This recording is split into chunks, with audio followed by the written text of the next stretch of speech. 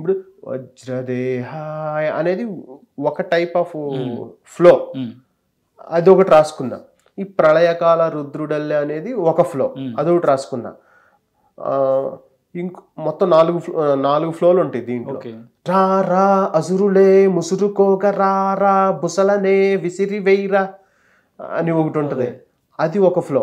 దాని తర్వాత ఇంకా ఎండింగ్కి వెళ్ళినప్పుడు ఇంకా అసలు ఇంకా శివ తాండవం లాగా ఉండాలని చెప్పి అప్పుడు అది పొగరు వీడని మాద గజం అదిరి బెదిరేము జగం అది సెట్ చేసుకున్నా.